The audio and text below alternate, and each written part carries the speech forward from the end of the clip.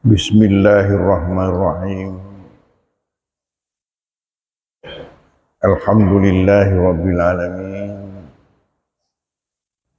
Wassalatu wassalamu ala asyrafil anbiya'i mursalin Sayyidina Muhammadin wa ala alihi wa ashabihi wa atba'ihi ajma'in.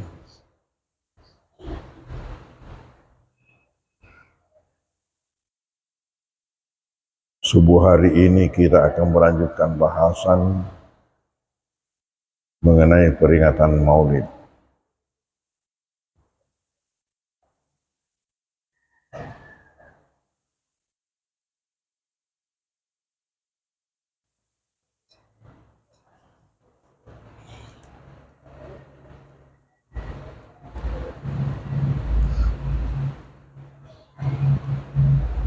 Peringatan Maulid dan peringatan hari-hari besar Islam yang lainnya.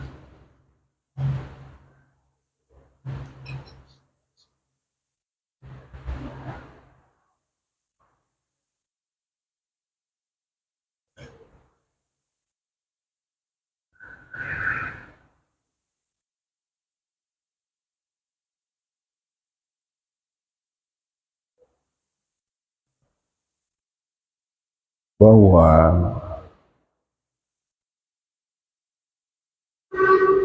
pada masa-masa awal Islam,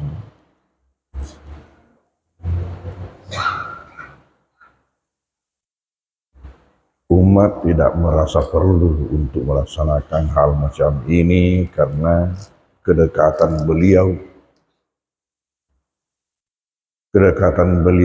itu pada baginda Rasulullah. Pada baginda Rasulullah dan sahabat-sahabat beliau.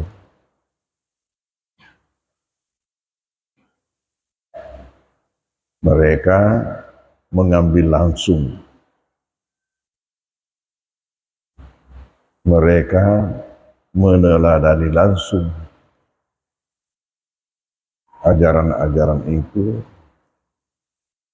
dari baginda dan dari sahabat-sahabat beliau.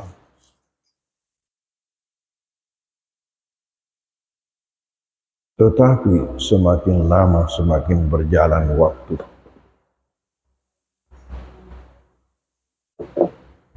terjadi pergeseran iman dan pergeseran kecintaan kepada beliau seiring dengan semakin jauhnya jarak antara umat dengan baginda. Semakin pudar kecintaan, semakin renggang hubungan,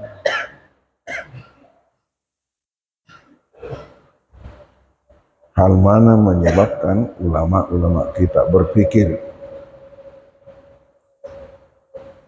kita perlu mengadakan usaha-usaha pendekatan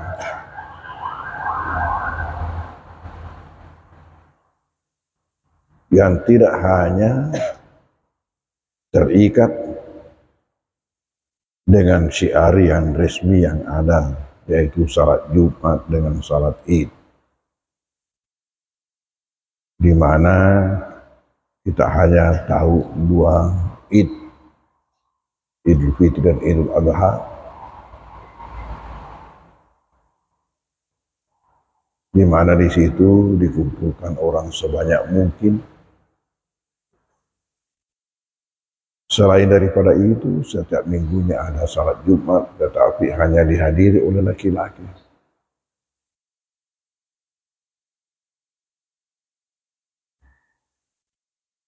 Artinya apa? Tidak cukup. Oleh karena itu dipikirkanlah oleh ulama-ulama kita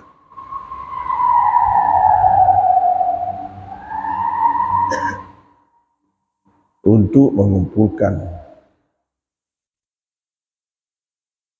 orang banyak kemudian didatangkan penceramah.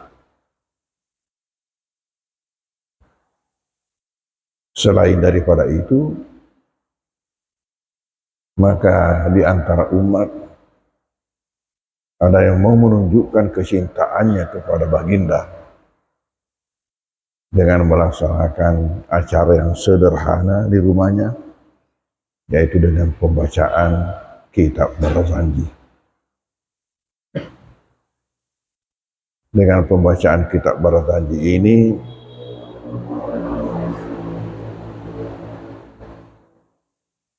setidak-tidaknya bagi orang yang tidak tahu artinya akan mendapatkan 2 berkah, kalau bukan 3.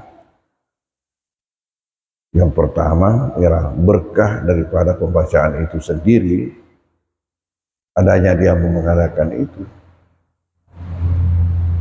adalah suatu tanda kecintaan kepada baginda, suatu tanda kecintaan kepada Rasulullah. Karena orang yang tidak cinta kepada baginda tidak mungkin akan baca Barazanji. Sehingga dengan tidak tahu saja artinya dia mau melakukan itu sebagai tanda kecintaan. Di mana kita tahu bahwa baginda ada mengatakan, "Faman ahabbani kana ma'i fil jannah." Siapa mencintaiku, dia akan bersamaku nanti dalam surga. Dan bagi yang membaca itu suatu tanda kecintaan. Tentunya bukanlah itu hal mutlak bahwa tanda kecintaan itu hanya dengan cara itu. Yang lebih penting ialah bagaimana kita mengikuti keteladanan beliau, menghidupkan sunnah-sunnah beliau. Dalam rangka dengan itulah maka di sekolah-sekolah Islam diajarkanlah hadis-hadis baginda, diajarkanlah sunnah-sunnah baginda. Selain daripada itu diajarkan pula sejarah atau riwayat hidup baginda, demi untuk mendekatkan umat kepada Nabi, mendekatkan umat kepada akhlak Nabi, mendekatkan umat kepada ajaran Nabi. Tapi yang menjadi masalah, di sekolah mana diajarkan ini? Di sekolah mana diajarkan anak-anak itu atau siswa-siswa itu riwayat hidup Rasulullah? Di sekolah mana diajarkan kepada siswa-siswa itu mengenai sifat-sifat mulia baginda? Di sekolah mana diajarkan kepada santri-santri, kepada siswa-siswa itu mengenai ajaran-ajaran yang dibawa oleh baginda? Yang jelas di sekolah pemerintah hanya 2 jam pelajaran untuk pendidikan agama secara umum. Jelas tidak cukup. Oleh karena itu, jangan heran kalau siswa-siswa kita bisa tambah pandai, tapi juga tambah kurang ajar. Karena memang kurang ajar.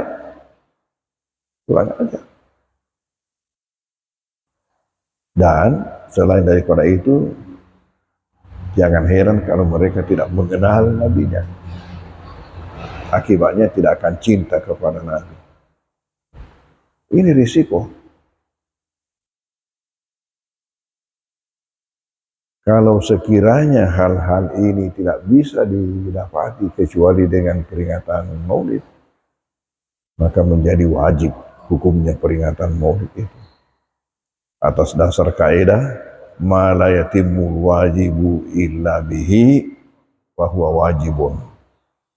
Ma la yatimmul wajibu illa bihi, sesuatu yang manakala wajib itu tidak sempurna kecuali dengannya, bahwa wajibun, maka dia itu menjadi wajib.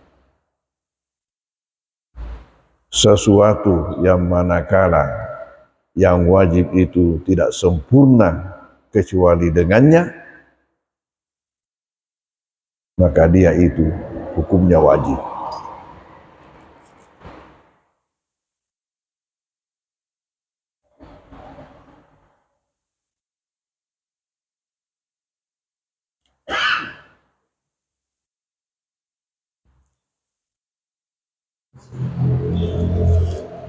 Sebagai tanda kecintaan,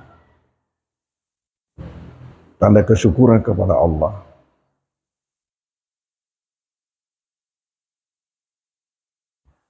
dan dengan keinginan untuk lebih dekat kepada baginda, mengikuti keteladan baginda, maka diadakanlah acara yang namanya peringatan Maulid. Yang ini ada dua cara, secara besar-besaran dan secara kecil-kecilan. Yang kecil-kecilan dengan baca barazanji di rumah.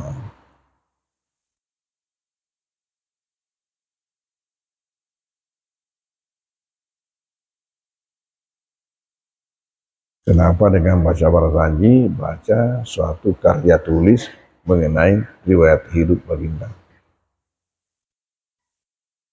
di mana di situ setidak-tidaknya akan mendapatkan dua berkah. Yang pertama adalah tanda kecintaan, kemudian yang kedua berkah bacaan selawat.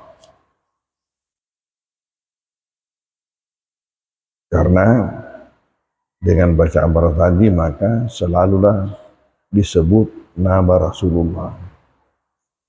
Dan manakala nama baginda disebut lalu kita membaca salawat, maka kita mendapatkan keuntungan yang banyak. Coba dalam hadis yang pernah ditulis, satu salawat itu dapat 30 berkah, 10 rahmat diturunkan, 10 dosa diampunkan, 10 pangkat diangkatkan, 10 rahmat diturunkan, didapatkan, 10 dosa dihapuskan,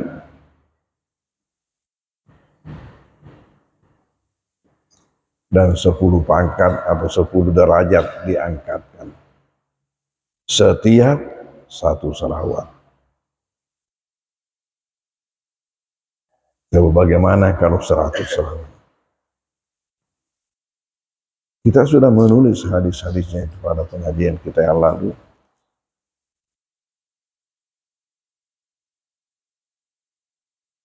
10 salawat pagi, 10 salawat petang, sudah ikut. Yang 100 kali sudah kita tulis. Ini ketika baca barazanji. Dan untuk hal itulah maka saya anjurkan bahwa ketika baca barazanji ya pakaikan sound system, pakaikan loudspeaker, pakaikan pengeras suara supaya jelas bacaan orang itu. Kemudian yang lainnya membawa tasbih, dan sejak dibuka barazanji itu diputar tasbihnya dengan selawat, selawat. Kira-kira berapa kali berputar itu? Baru tamat itu bacaan, baru selesai, baru dibaca doanya. Coba. Bisa-bisa berputar 10 kali, Masya Allah. 10 kali 100, 1000. 1000 kali 30, coba. 30.000. 10.000 rahmat, 10.000 ampunan, 10.000 derajat. Coba berkahnya. Itu berkah kedua dengan pembacaan salat. Berkah ketiga bagi orang yang tidak tahu baca barazanji ialah sudah ada hidangan di depannya sebelum dibaca. Coba, sudah ada hidangan di depannya sebelum dibaca. Ya. Barakah nama Ustaz dulu, hebatnya.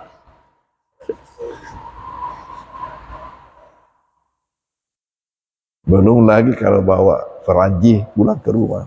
Dulu itu di Mangkos ini masyarakat mungkin karena belum sibuk seperti sekarang ini, pokoknya kalau diundang baca bahasa banyak.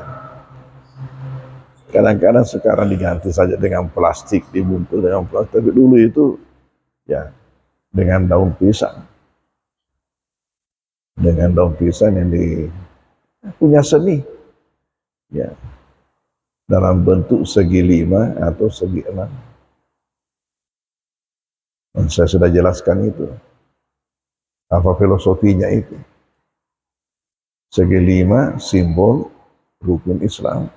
Segi 6 simbol rukun iman. Karena ada 5 serangkai itu. 5 serangkai yang telur dengan gagangnya, dengan bendera-benderanya, disertai dengan warna-warni bunga-bunganya, dan ini nasi kadok minyak, nasi ketannya, dan dibungkus. Yang punya makna itu gagangnya, maknanya apa? Runcingkan niatmu. Telurnya, bulatkan hatimu.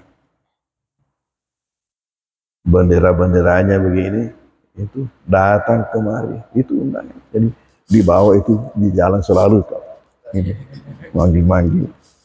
Itu simbol undangan. Datang kemari mengambil berkah kadok minyak. Mengambil berkah penuh dengan iman dan Islam. Simbol segi 5, segi 6. Jadi kadok minyak itu simbol daripada berkah. Dibawa pulang makanan namanya lesu. Dibawa pulang. Kenapa? Nah, ini belum lagi. Karena hati kami berbunga-bunga. Hati kami berbunga-bunga. Itu simbol adanya warna-warni bunga-bunganya demi kelahiran manusia yang diutus sebagai rahmat buat alam semesta. Ya, itu falsafahnya itu orang tua kita. Makanya orang bertanya, mengapa hanya kalau maulid ada itu begitu hadir? Dan pengalaman saya di mana-mana saja di luar, termasuk di Maluku, termasuk di Papua itu, pengalaman saya mengisi peringatan maulid, di mana saja ada masyarakat Sulawesi Selatan, ada masyarakat Bugis Makassar, Bugis apa saja, kok Bugis Mandar sama semua, pasti hadir itu. Ketika saya dulu di Ambon, saya tanya itu wakil gubernur yang hadir, apakah masyarakat Muslim di Ambon semuanya begini? Ada itu. Oh, penuh di depan panggung itu penuh. Malah ada, kalau tidak salah ingat, ada 3 perahu, model perahu itu. Yang lainnya ember itu. Dan begitu. Adakah masyarakat Muslim di Ambon semuanya begini? Jawabannya, hanya masyarakat dari Sulawesi Selatan. Karena itu tadi punya filosofi yang mana masyarakat lain tidak tahu. Tentu lain pula cara mereka. Kalau di Mesir itu kue yang dibuat dari gula dalam bentuk apa? Bentuk seperti boneka pakai sayap. Boneka pakai sayap. Itu dibeli, terus ada pasar dadak. Ya, pasar mendadak. Hanya untuk menjual itu semua di pinggir jalan. Itu orang beli, dihadiahkan kepada anak-anak mereka. Simbol manusia yang ini adanya pakai sayap itu menunjukkan itu untuk rahmat alam dengan gula, di bawah gula, yaitu seperti rahmat. Ya, itu dibagi-bagikan, simbol. Saya kira ya macam-macam lah yang diarahkan orang itu. Semua semaraknya. Semua semaraknya. Karena ya kapan orang dalam keadaan gembira pasti ada tanda-tandanya itu sebagai semaraknya. Coba kalau pengantin, mulai pintu gerbangnya sudah dibuat. Begitulah. Saya ini acara gembira, Masya Allah. Ya belum lagi gaun pengantinnya itu, ya disewa atau bagaimana.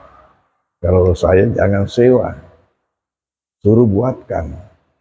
Karena kalau disewa itu berarti yang kamu pakai itu adalah cakar. Coba, kalau kamu pengantin dan disewa itu pakaian pengantinnya, tahulah bahwa itu cakar. Sudah berapa orang yang pakai sebelum kamu, baru sampai kepada kamu. Dibuat biar sederhana, asal milik sendiri. Ya, tapi karena ini masyarakat kita maunya wah, tidak mampu membuat seperti itu bagusnya, akhirnya disewa. Ya, tapi lupa itu bahwa ini cakar. Ya, dalam keadaan tidak pengantin saja itu malu-malu pakai cakar. Masa hari bahagianya yang mungkin hanya satu kali seumur hidup mau pakai cakar? Lain.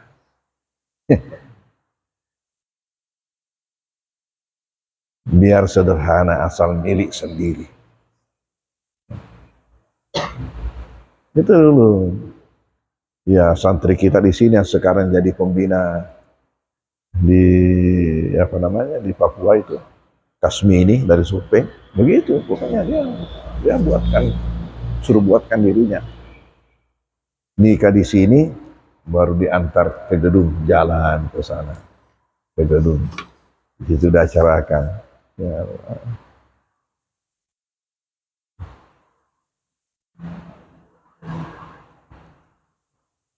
ini yang sederhana, yang kecil-kecilan diadakan di rumah dengan baca barazanji. Bagaimana pula dengan yang besar-besaran? Nah ini, yang besar-besaran ialah dengan mengumpulkan orang banyak. Itu terserah kemampuannya, banyaknya itu terserah sesuai dengan kondisi kampung. Ya, banyak, kemudian mendatangkan penceramah. Penceramah untuk membawakan ceramahnya yang diberi judul Hikmah Maulid. Kalau Isra Mi'raj, Hikmah Isra Mi'raj. Hikmah Nuzul Quran. Ya. Lalu sesudah hari raya, hikmah halal bihalal. Ya. Hikmah ya Hijriyah, hikmah tahun baru hijrah. Itulah. Untuk mendekatkan umat kepada Nabi, mendekatkan umat kepada ajaran. Makanya Imam Shaltut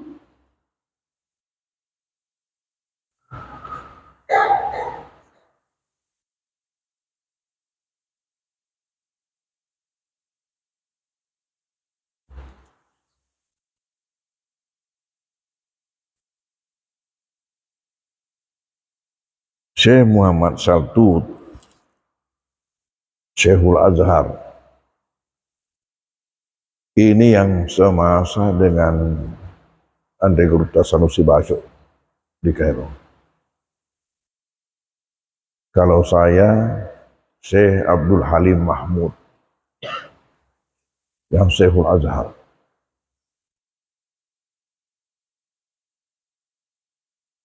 Ketika itu pernah di asrama Azhar diadakan maulid dan pembawa hikmahnya adalah ya Syekh Said Sabiq.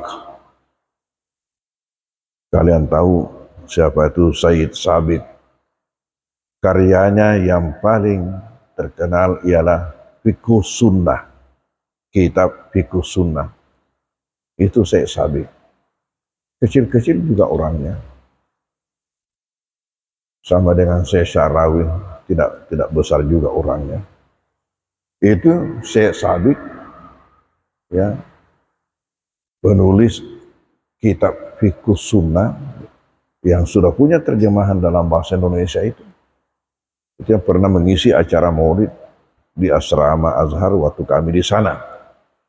Sementara di luar itu kami pernah mengikuti maulid yang dilaksanakan oleh Al-Majlisul A'la Lisyu'unil Islamiyah.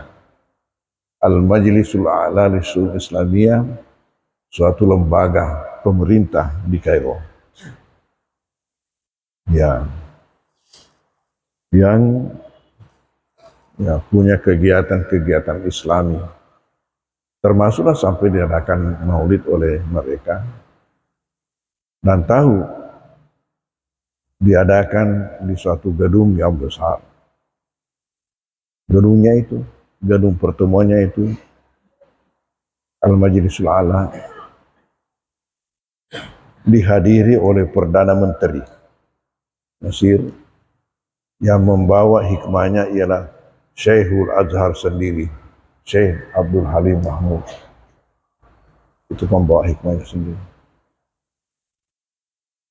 Bagaimana pula muncul orang-orang bid'ah maulid, bid'ah Barasanji.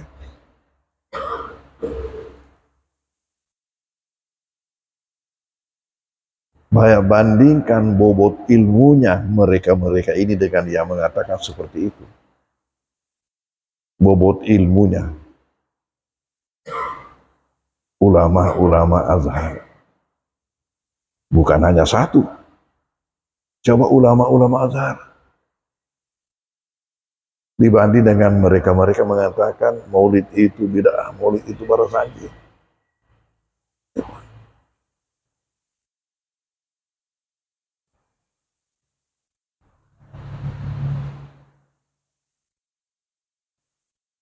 Ada tempo hari pimpinannya itu Satpol PP di Baru yang meninggal dunia juga mendadak. Ketika orang berbicara begini, macam-macam muncul pendapat. Ya, bukan saya dengar, tapi orang yang dengar mengatakan kepada saya.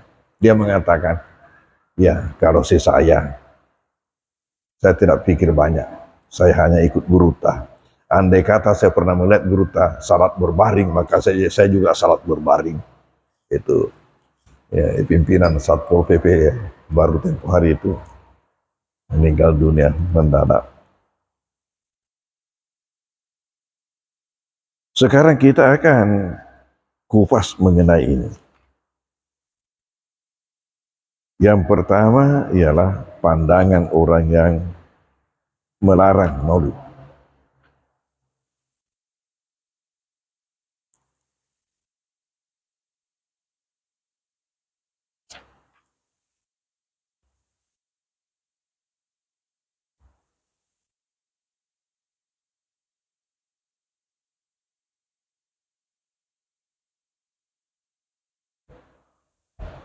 Mereka itu berdasarkan dari hadis Nabi.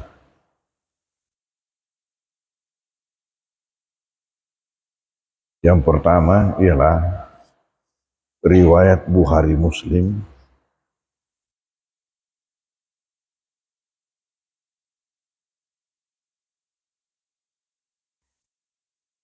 di mana Nabi berkata, "Man ahdasa fi amrina haza, man ahdasa."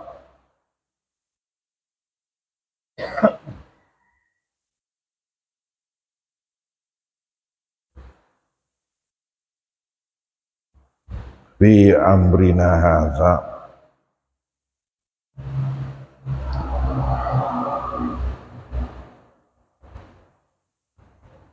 siapa yang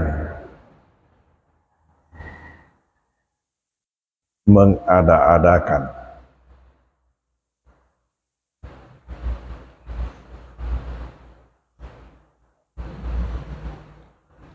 fi amrina hadza, dalam urusan kita ini,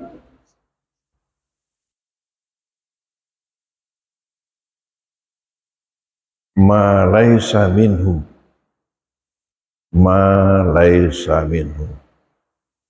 yang bukan daripadanya,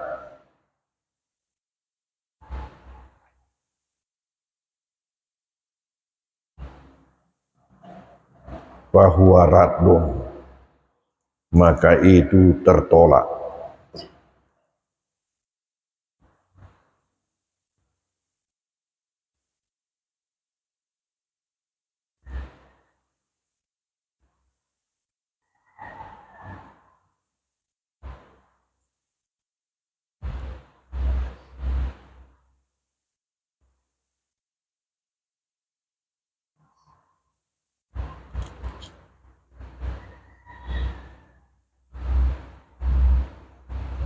Yang kedua,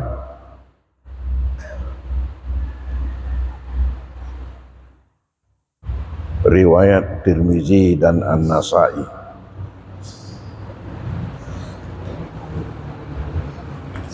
Riwayat Tirmizi dan An-Nasa'i,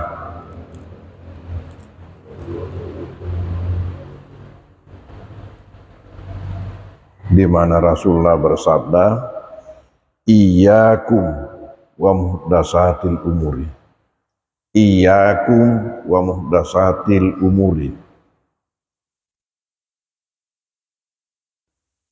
iyyakum, saya ingatkan kalian,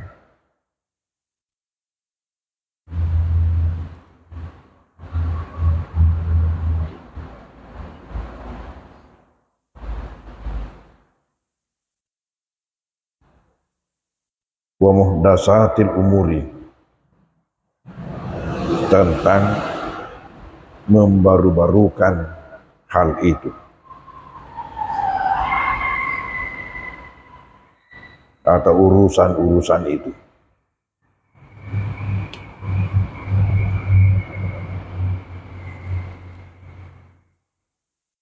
Fa inna kulla muhdatsatin bid'ah,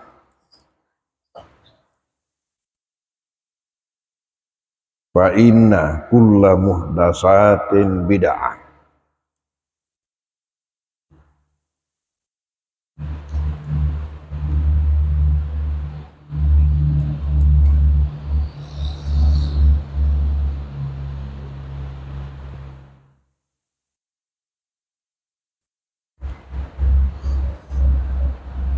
karena setiap yang diada-adakan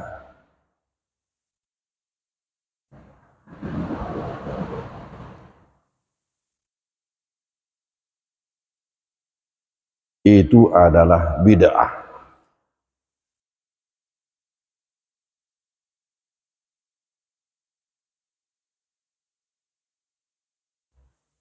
Wa kulla bid'atin dalalah, wa kulla bid'atin dalalah,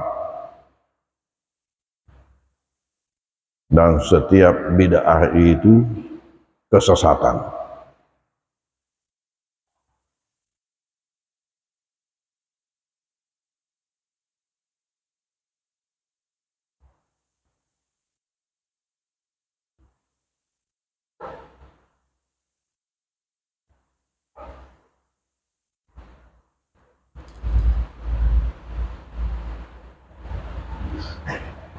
Yang ketiga,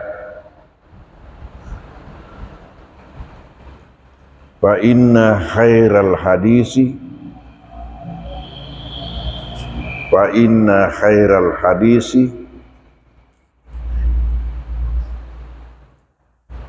bahwa sesungguhnya ucapan yang terbaik,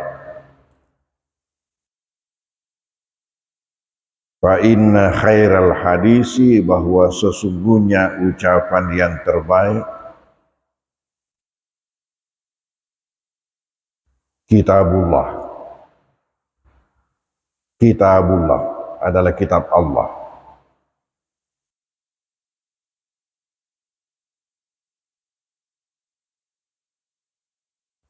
Wa khairal huda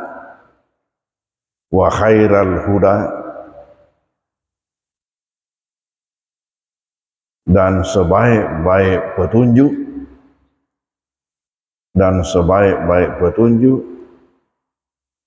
huda Muhammadin adalah petunjuk Muhammad.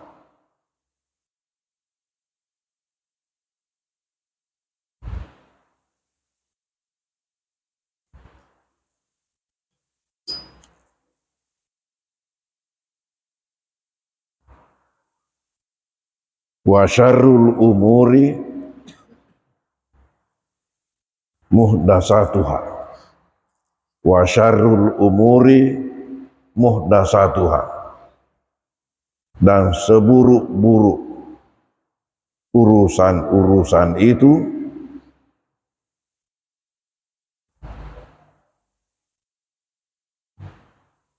ialah yang dibaru-barukan.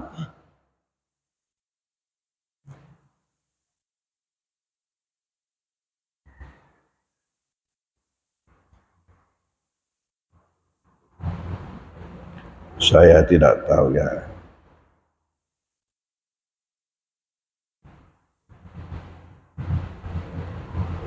Ada mahasantri, saya kasihan melihatnya. Karena sepertinya duduk tidur saja. Apakah karena terlalu bergadang tadi malam? Ataukah memang sangat dicintai oleh tidur? Bukan dia yang suka tidur, tapi dicintai oleh tidur. Sebagaimana dikatakan dulu Ambok Cening, tani aja iya puji ma tindroy puji kak.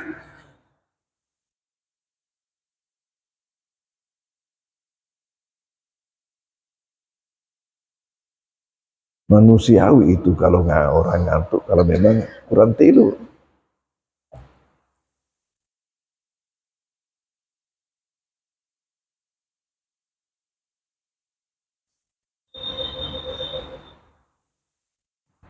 Saya tadi malam ke tempat tidur 10:30,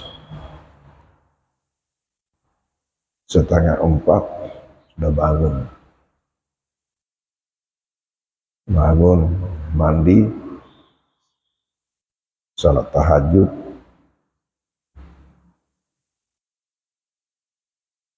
kemudian tunggu azan, salat sunat, baru zikir-zikir, termasuk 100 salawat. Sudah selesai baru pergi ke masjid.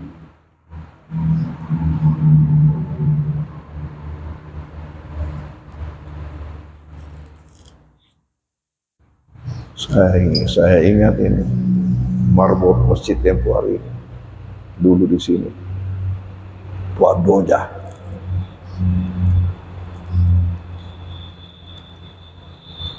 Karena dia yang disenangi oleh tidur, sehingga kalau salat dia selalu sandar. Salat selalu sandar di dinding atau di tiang. Kenapa? Kalau tidak sandar jatuh dia. Sambil salat jatuh kalau tidak sandar. Katakan, alaina naipuji kitindroy. Sehingga percaya ke kalian. Suatu ketika dia berwudu lalu terjun. Karena dulu tempat berwudu kita itu kolam keliling. Ini sini masjid ini, kolam keliling. Berjongkok kita itu, gitu. Nah ini Pak Doja ini pernah sementara berwudu tidur terjun dia tuh, terjun bebas ke kolamnya.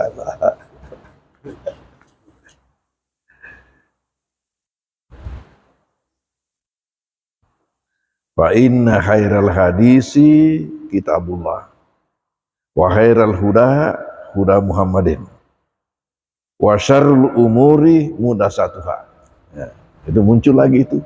Wa syarrul umuri muhdatsatuha. Seburuk-buruk urusan-urusan itu atau hal-hal itu ialah yang dibaru-barukan.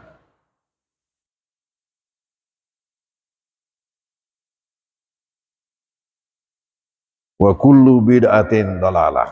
Nah ini sudah ada. Wa kullu bid'atin dalalah. Ini riwayat Imam Muslim.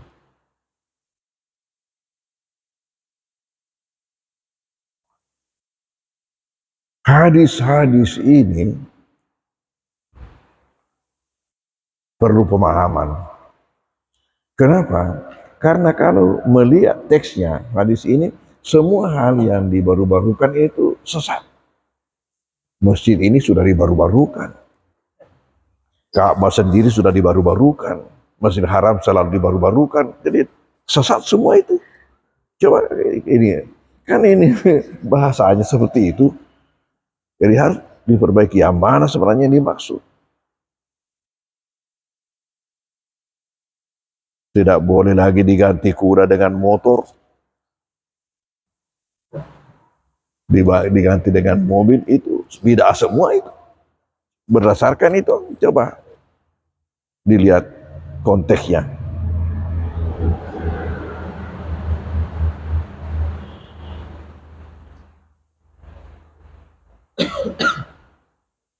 Jadi kalau begitu, yang mana yang dimaksud ini?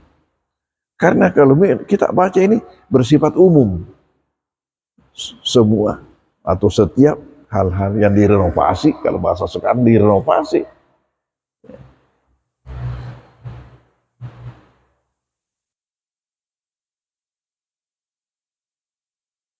Itu berarti bid'ah. Jadi tidak ada yang lepas sekarang dari bid'ah. Oh, jangan pakai HP, itu bid'ah. Kalau mau dia hadis ini bunyinya, dan ini landasannya itu ini. Landasan yang melarang maulid, melarang barasaji ini bid'ah. Ini sifat umum. Perlu penjelasan yang mana yang dimaksud.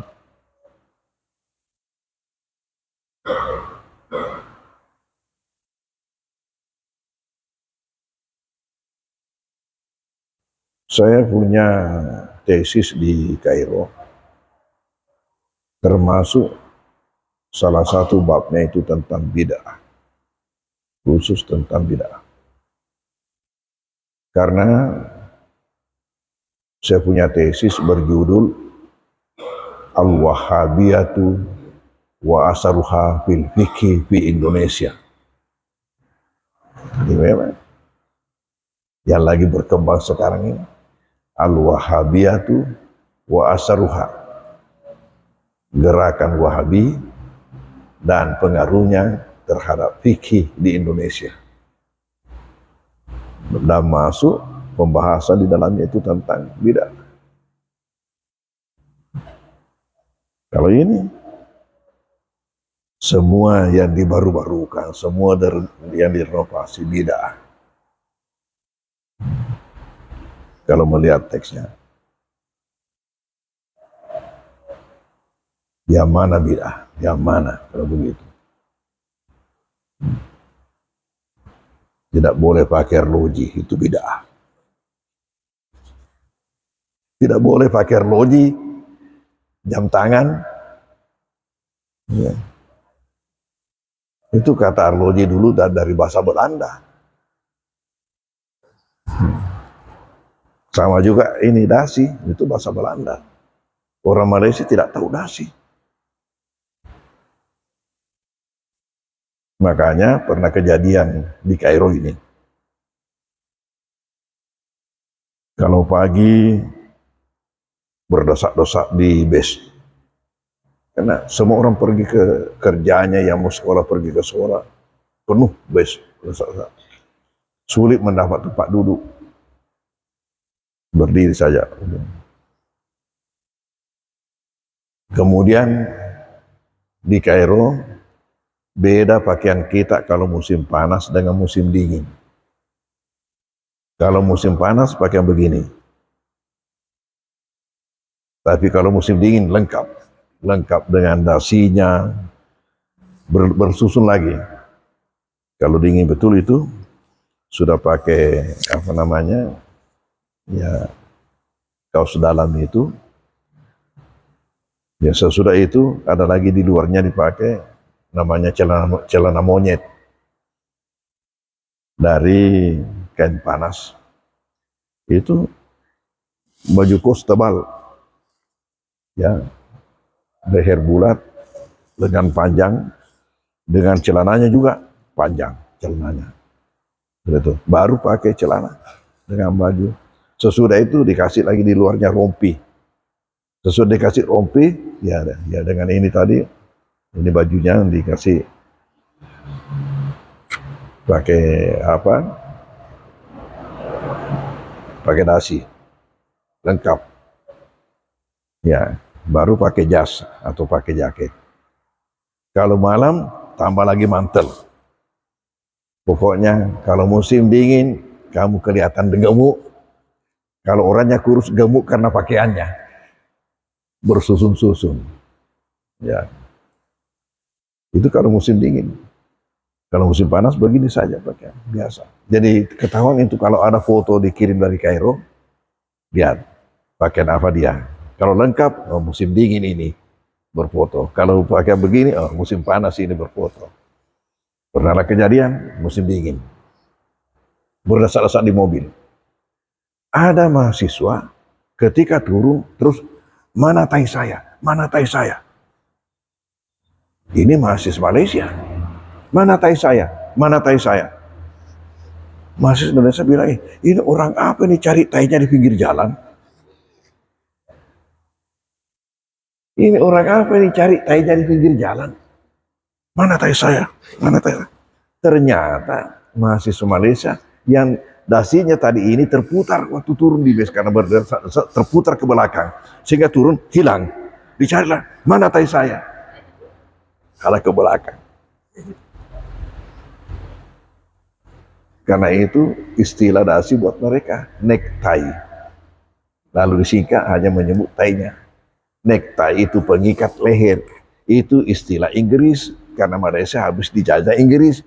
Kita habis dijajah Belanda. Belanda pakai dasi. Jadi orang kita memakan dasi. Ini dasi. Orang Malaysia tidak tahu dasi. Rupanya tai. Nah, apa maksud daripada hadis-hadis ini? Insya Allah besok kita lanjutkan. Wallahu a'lam bishawab. Bismillahirrahmanirrahim. Wassallallahu ala sayyidina Muhammad wa sallam. Allahumma fa'alna bima 'allamtana wa 'allimna ma yanfa'una wa kadima yaqulu. Wa sallallahu sayyidina Muhammad wa sallam. Alamin. Al-Fatihah. A'udzubillahi minasyaitonir rajim. Bismillahirrahmanirrahim. Iyyaka na'budu wa iyyaka nasta'in. Ihdinas siratal mustaqim. Shiratal ladzina an'amta 'alaihim.